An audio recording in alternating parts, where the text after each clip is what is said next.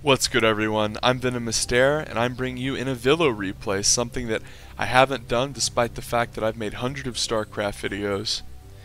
And if you are new to this channel, make sure you subscribe and click the bell notification icon. And if you want to give me money for making these commentaries, I set up a Patreon, link will be in the description. So back into the game, Neuro is up here in the top right of Defender's Landing. And ironically, I actually think this is a very good attacker's map because of how open this third base is. Oftentimes, I think that Protoss players especially have trouble holding this. But Terran will also sometimes fall victim to Zerg running a ton of Lings in here. Because whenever you take your third as Terran, as we see Avilo doing the infamous SCV scout as the Reaper is building, never understood this. I guess it's so you can see the absolute earliest of cheeses, but it's always seemed a little inefficient to me. But it's not that big of a deal and a ton of people do it. But we see a lot of times in TvZ, or really, I guess, ZVP too, Avilo just going to scout standard stuff, as Neuro's not really the kind of player to do one base Baneling bust or one base Ravager bust. He steals 5 minerals, and I think he's just going to run away here. He's not going to try to hide in proxy. Although Avilo does actually do quite a few proxies. The third base, like I was saying earlier, can be the focal point of how the game ends. Now, how are you going to defend this third base SimCity-wise? You're going to build like 6 depots at the bottom of this ramp? Because bottoms of ramps are kind of shitty to defend. You want to defend the top of ramps. Like, you don't want your Zerg opponent to be able to swing through here, crush through the 4th base location, and then sit at the top of the ramp and pressure your third as the CC is about to finish for Avilo. Standard stuff here, guys, other than the very quick Overlord speed and pretty quick starport here. Although, I guess that's not really that unstandard, but I digress. So oftentimes, the third base, even though I see pretty much everyone try to take it here, I think it might shift where Terran tries to take it here and either tries to make really aggressive parade pushes work through the middle of the map, or just says fuck it and makes this a PF and does some sort of mech thing. Because I think that the parade push biomine style has kind of fallen out of favor as we see Zergs have gotten the hang of this mass queen, mass ling style. Let me formally talk about both of the players a bit, as the Reaper's going to run in here for Avilo and see, well, not a whole lot of anything, because Neuro is not the kind of Zerg to hide tech or do cheesy builds or try to pull a fast one on you. He's a safe, straight up standard macro player, the kind of player you want to learn from, and the kind of player that makes a lot of queens. Queens, of course, are the defensive linchpin of Zerg, and within the last few months we see that unit has gotten even more attention. Now, the history of the Queen, as you see a third base about to complete for Neuro, and Hellion Banshee for Avilo, as we see Banshee speed on the way, not Banshee cloak, so Avilo might add a second starport here and go mass Banshee. Avilo really likes Banshees. Ooh, an armory here, so I think this is going to be like a pretty damn quick 2-base Banshee Hellbat push, and since the Banshee will have speed, it can kite the Queens really hard. So this will be interesting to see, but a Roach Horn on the way along with an Evolution Chamber and a Spore. Remember, Overlord speed was the choice for Neuro, and he sees everything pretty much unequivocally. So no drones are out here at the third. Neuro defending just fine. Roach Horn about to finish. Once this finishes, absolutely no problem at all for Neuro. Now Neuro has 3 queens out, and he starts his upgrade here. The thing about Hellions, they pose a lot of risk to drones, but they're not that good at killing straight up buildings. Banshees are pretty good at killing buildings, so Neuro does have to kind of get out here at some point, and he is. Gets a Spore out here, and Neuro defended that perfectly, as Lings are trying to backdoor, but Avilo very diligently built his wall and broke this front door down. This is what you want to do as a Terran player, is utilize the terrain. You don't want to have to build a bunch of extra walls. If this third base is hard to take, you don't want to waste a bunch of depots out here. You want to do what Avilo did, which is wall here and wall up here as well.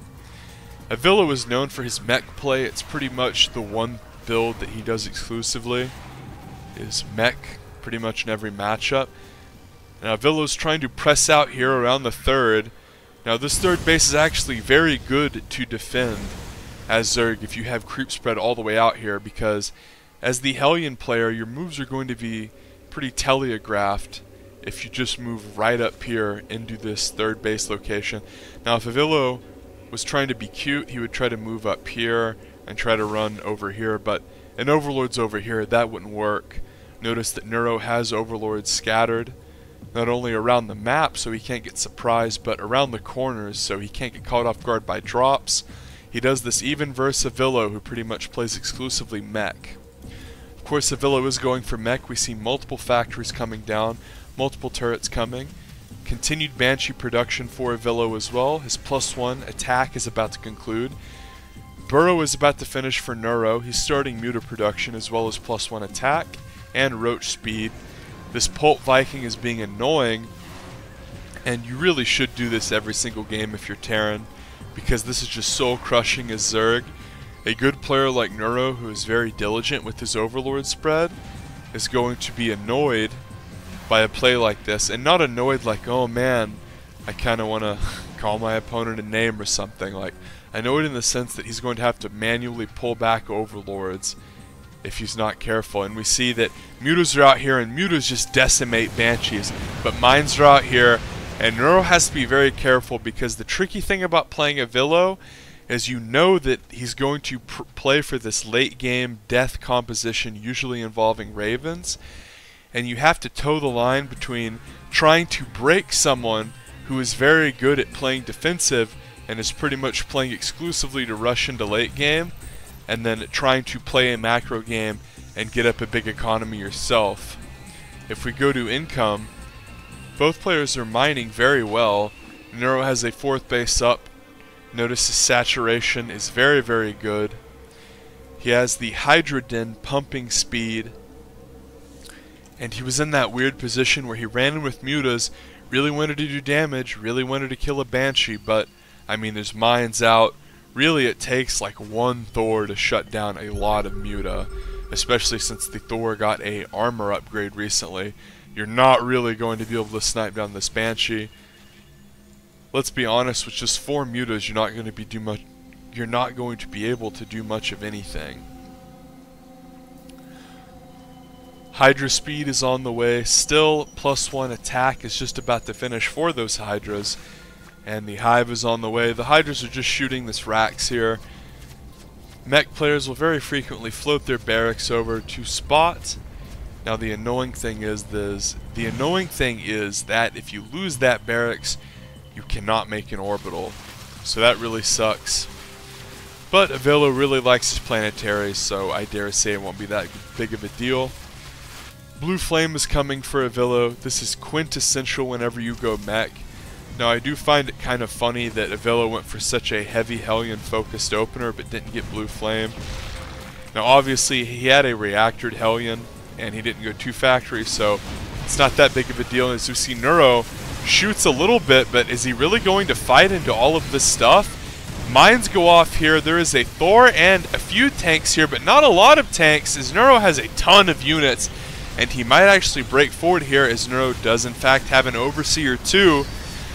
So this is a pretty long engagement, and I actually thought that Neuro was going to be the loser of that, but he controlled his Overseer as well, and the Widow Mines went off on the Roaches that came up right at the last moment.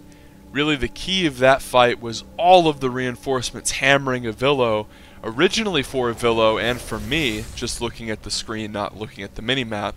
It looked like, okay, a good fight for Avilo if he can siege his stuff. He has a beefy Thor, he has a couple mines, but he didn't really have the Hellbats. And you kind of need a handful of Hellbats to sit at the front and sponge the damage. And when I say a handful against Roach Hydra that's getting upgraded, you pretty much need, I would say, like 8. Because the Hellbats are very slow, and especially whenever you're attacking and going on to creep, wow, you really do need that Hellbat shield. Because if the Roach Hydra can do a lot of upfront damage as you're getting sieged, then that means as the mech player you're taking damage onto the extraordinarily valuable tanks, which is what you do not want to happen. And we can see that is kind of how Neuro won the engagement, is because he was able to start dealing damage to all of the money units pretty quickly. He actually won the fight despite the fact that Avilo had a big scary army. So the weird thing about Mech is it is incredibly powerful, and it is a composition that is good. As we see Avilo talking here, your massing queens is half of your army is ridiculous, not even armored. And Neuro is, I love how he responds with the little, I call it like the 4chan green text symbol. Notice that he's spreading his army here. He doesn't want to just get pummeled into one little choke point by the tanks. And we see, look at this brilliant move as Avilo just has all of his Hellbats out there for no reason. So with the first attack, Avilo doesn't have Hellbats, and for the second attack, he pisses them away.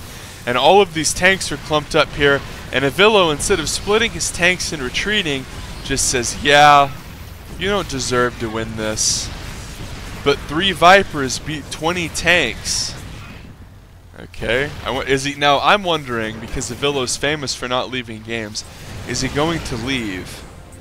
Because Turtle Mech is so good at staying in games, and even if you win countless engagements as Zerg, it can be hard to finish your opponent if they have tanks and they have PFs.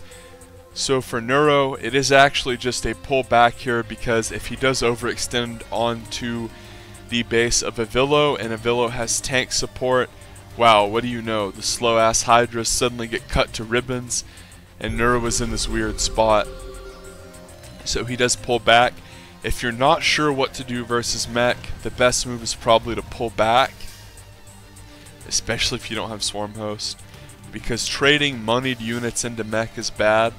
So it kind of shocks me that Avilo said, oh, okay, there he goes. There he fucking goes! Okay, so I was going to rewind at the end of the game regardless of what happened, because I want to talk about this big engagement. So we might as well back it up and just go for the full load here.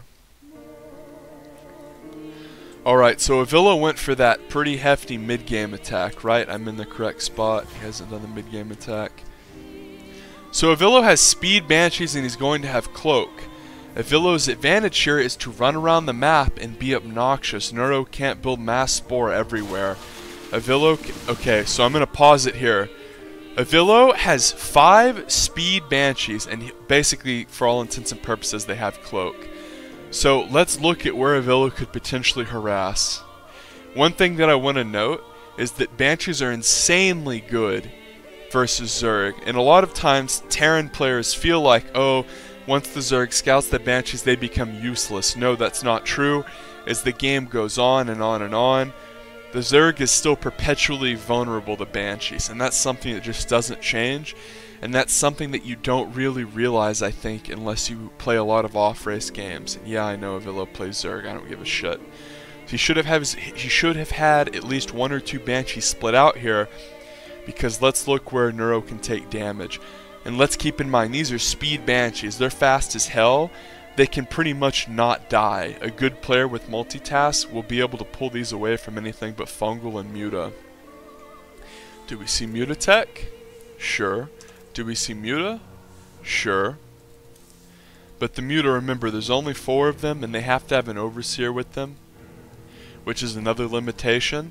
And since these Banshees have speed, they can reasonably escape. So let's look where Avilo can harass. Right here, there's only 1 spore. All of the both gases and all of the tech can be hit, because you can camp the Banshee over here. Over here, both the gases, all the tech. The Spire a little tricky because you have to go behind here, but very easy to do because of all this airspace. Notice on this map, there's all this airspace too, so you can run the Banshees around. Over here, again, 1 spore. Okay, so you can't kill workers.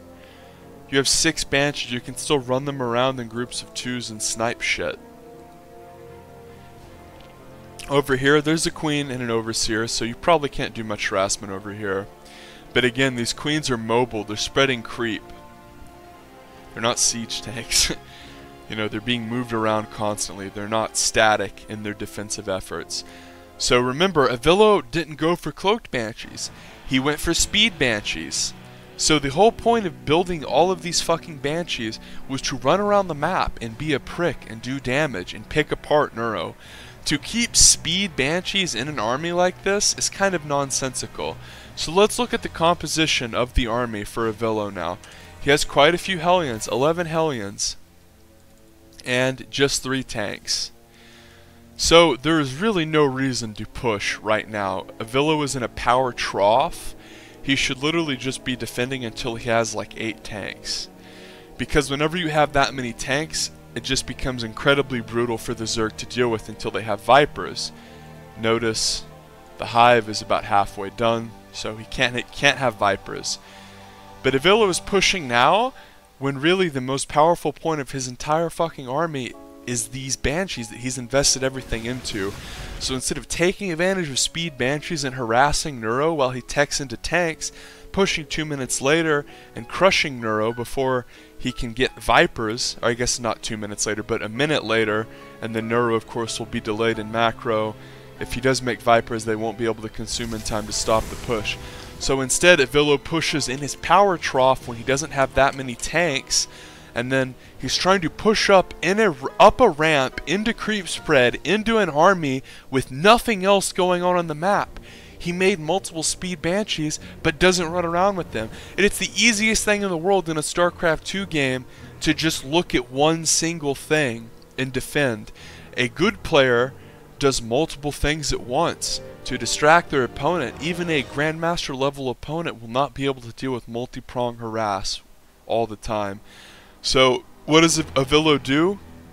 He burrows all of his shit out of range on the low ground, and then without tanks pushes up into an army. Okay, and I love this because Avilo is like known for always scanning too, so I love how he manages to do it. So he knows the full army's there anyway.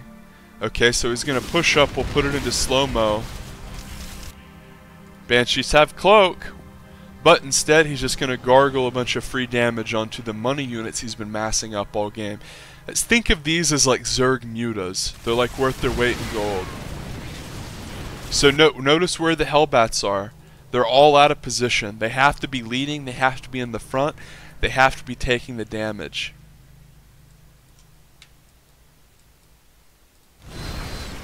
Okay, so what happens? Neuro starts coming up here, and it looks like Avilo's going to win the fight. But all the mines go off, and that's really all Avilo has.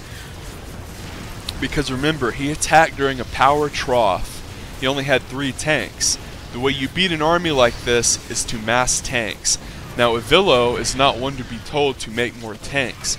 Really, the execution, timing, and thought process of this attack was what was fucked. Because he was making more tanks, his unit composition was really not bad, but the fact that he chose that specific composition with the Banshee opener and then attacked at that time was really foolish. Because what was he attacking into? Roach Hydra. Okay, what is Roach Hydra good against? Like, kind of like a flimsy mine Hellion Banshee opener? Like, he had speed Banshees, didn't cloak them, moved them up a ramp into an army, and then didn't have enough tanks to pose any real threat. So at this point, Neuro is insanely far ahead. Avilo has essentially been massing up the whole game and just pissed away his big expensive army. Now, because this army is good defensively, it's kind of okay, because he can just take a 4th. And remember, he has speed Banshees. So like a good mech player, not only, if he's going to open speed Banshee, I think you need to make a second starport. Maybe it's because of the mutas, but okay, no, he's making see, the Banshees are good no matter what. I don't care if Neuro does have mutas. If you have speed cloak Banshees, they're going to be incredibly useful throughout the game, because in a long mech game, the Zerg is not going to be able to constantly have mutas throughout the whole entire game. They're going to be doing these huge kind of throw it all in engagements oftentimes. Or they're going to be running around harassing, or all it takes is a couple stray shore thoughts. I mean, there's so many reasons why the Zerg isn't going to have a big muta cloud against Mech. I mean, mutas are pretty goddamn worthless. They're pretty much only good for shutting down banshees in many instances. Of course, a cretin might say like, oh, good, how about tank? You have to understand the Thor does plus damage to light units, which is what mutas are, and splash. So like one Thor shits on the mutas, and it did so in 2010. Now that Thor has had a significant armor boost, it's even better. And throw attack upgrades for Mech into the equation, and you have a lot of worthless mutas. So mutas just aren't that good against Mech. You see a lot more Roach Hydra. So let's see what happens to Avilo here. So Neuro, thankfully for him, kills those rocks before he gets trapped. So Avilo has to be aware of the fact that this is a bad place for him to push. So he needs to move his ass all the way up onto this high ground, because you don't want to be on a low ground. Alternatively, Avilo, break these fucking rocks. That way you can push through the high ground the whole time. You don't have to start at a disadvantageous position. Or you could start pushing through here. You could push Neuro back up through here, and then try to work your way up through here. He's basically doing the worst thing. He's taking the longest route up the most creep spreaded area, and he's taking a long ass time. It's just so bad. Like he should be focusing on engaging in chokes. Notice this is like the biggest ramp in almost the entire map. So what is he doing while his army is in a precarious spot right at the base of a ramp? He's typing about queens. Out of all of the things, remember, I just went into great detail about all the mistakes that he made with his timing and composition and all the rest of it, and he's sitting here complaining to his opponent instead of trying to come back in the game. Why is he typing? He should be making banshees and running around with speed banshees. Now at this point he's making Vikings, okay, with no add-on on the starport. But why? Okay, I guess for the Vipers. So okay, he's trying to go Vikings here to counter the Vipers. So this is what I don't get, is if you know he's going if you know he has Vipers and you're scared of that, then why are you out on the map? You're at 170 supply. You just lost all of your army. Again, you're in a power trough, the opposite of a power spike. You're at a weak point. What he should have done was made another starport, gotten it out on, started Vikings, pushed out with a handful of Vikings. Neuro is maxed. Neuro wants to attack. The thing that Neuro wants is for Avilo to come crawling out of his base to come actually meet him out in the battlefield. And that's what Avilo does, and so generously chooses to do so in this idiotic location. Notice Avilo sieges all of these tanks in this tight little area, and has all of these mines in one spot. And let's just see how he engaged. Okay. So this video is about to be wrapped up, but since Avilo left briefly and I didn't have a chance to actually analyze what happened, we're going to look at it. Okay, so army all in one spot. Wouldn't want to harass with those Hellions or anything. So here comes the typing. This is coming from the guy whose playstyle is to just mass ravens. That's what he does exclusively. So he pushes up to clear creep spread here, doesn't move any of his tanks, because I don't know, these tanks aren't even really in true range of like all up here. This is just god-awful positioning. So he's scanning here. Now, he's famous for making ravens, has had a starport with Tech Lab forever, and could just make a fucking raven, but he's choosing to waste scans when he's behind. So here, notice that his army is all the way up here. All the way up this ramp, around this thing, up into this base. Way out of position. None of this can reach this at all. None of this is moving up to rendezvous with this. None of this is being repositioned to mitigate against splash damage, whether it be Infestors sneaking up and throwing infested Terrans for friendly fire, or Blinding Cloud. So here Avilo's army, well, the part that was out of position gets crushed. And at this point, it's been what, like 20 seconds of him having these tanks in this position at the base of a ramp all in one spot where they can be blinding clouded, and then he has the audacity to type, "Yeah, you don't deserve to win this." But 3 Vipers beat 20 tanks.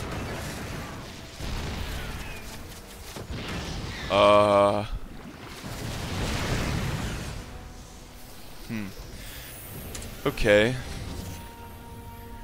So, I think I pretty much went into great detail about why Avilo lost and why his decision making was bad, and we see beautifully here Neuro preventing his expansion from occurring with the Ling. This is something you should always do against mech players, is stop their expansions from going down with Lings. And this is another thing you should do, is start to Nidus them because their army is immobile, and I think Avilo saw the Nidus and left.